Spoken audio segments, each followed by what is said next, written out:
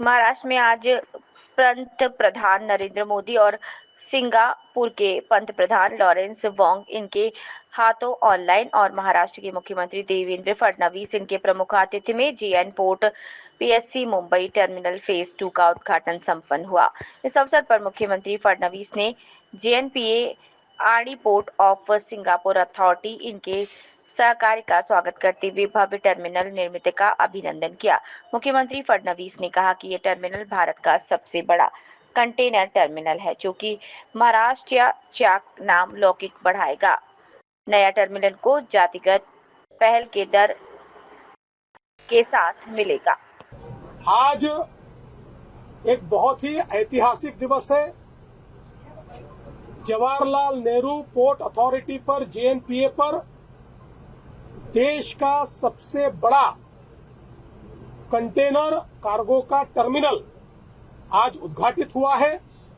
भारत के प्रधानमंत्री श्री नरेंद्र मोदी जी और सिंगापुर के प्रधानमंत्री श्री वोंग जी, इन्होंने एकत्रित रूप से इस टर्मिनल का आज उद्घाटन किया है।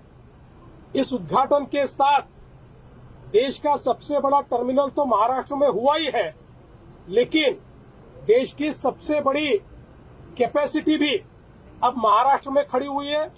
इससे पहले गुजरात नंबर 1 पर था, 8.2 मिलियन टीयू उनकी कैपेसिटी थी। अब महाराष्ट्र की कैपेसिटी 10 मिलियन टीयू हो गई है। तो देश में नंबर 1 पर महाराष्ट्र आया है। और अब जैसे ही वाढवण का पोर्ट हम पूरा करेंगे तो अगले 100 साल तक दुनिया के देश के हमारे मैरीटाइम व्यापार में, हमारे सागरी व्यापार में महाराष्ट्र नंबर 1 रहेगा और देश और दुनिया के व्यापार में एक महत्वपूर्ण भूमिका ये महाराष्ट्र की रहने वाली है।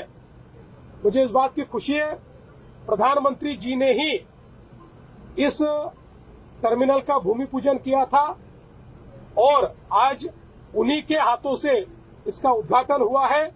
और इसके कारण सागरी व्यापार में महाराष्ट्र बहुत बड़े पैमाने पर आगे जाएगा। महाराष्ट्र की और देश की अर्थव्यवस्था को इसका एक बहुत बड़ा फायदा मिलने वाला है। इसलिए प्रधानमंत्री जी का मैं आभार व्यक्त करता हूं। जेएनपीए और पोर्ट ऑफ सिंगापुर अथॉरिटी जो है पीएसए इंडिया, इन्होंने मिलकर इसको तैयार किया है। पीएसए का ये पोर्ट है और मेरा विश्वास है कि इसके कारण हमारी एफिशिएंसी बहुत बड़े पैमाने पर बढ़ने वाली है। कल भारत की जीएसटी काउंसिल ने जीएसटी में जो सेकंड जनरेशन रिफॉर्म्स किए हैं, उसके लिए प्रधानमंत्री श्री नरेंद्र मोदी जी का मैं आभार व्यक्त करता हूं और जीएसटी काउंसिल को बहुत बहुत बधाई देता हूं। जिस समय जीएसटी का कानून आया तो लोग कहते थे नुकसान होगा, देश में एक टैक्स नहीं हो सकता। देश में एक टैक्स भी आया और एक अप्रत्याशित इस प्रकार का टैक्स कलेक्शन भी देश ने देखा। और इस कलेक्शन में पहले साल से नंबर 1 पर महाराष्ट्र रहा। तब से लेकर आज तक इस महीने का भी जो कलेक्शन आया है उसमें महाराष्ट्र ही नंबर 1 पर है। और अब आवश्यकता थी सेकंड जनरेशन रिफॉर्म्स की। प्रधानमंत्री जी ने बहुत हिम्मत के साथ देश को सेकंड जनरेशन रिफॉर्म्स दिए हैं। इसके कारण कंज्यूमर पर जो टैक्स का बर्डन है वो कम हो रहा है। इसके कारण चीजें सस्ती होगी, इसके कारण व्यापार बढ़ेगा, उसके कारण डिमांड बढ़ेगी, उसके कारण प्रोडक्शन बढ़ेगा, उसके कारण रोजगार बढ़ेगा और देश के अर्थतंत्र को एक नया बूस्ट ये सेकंड जनरेशन रिफॉर्म्स देने वाले हैं।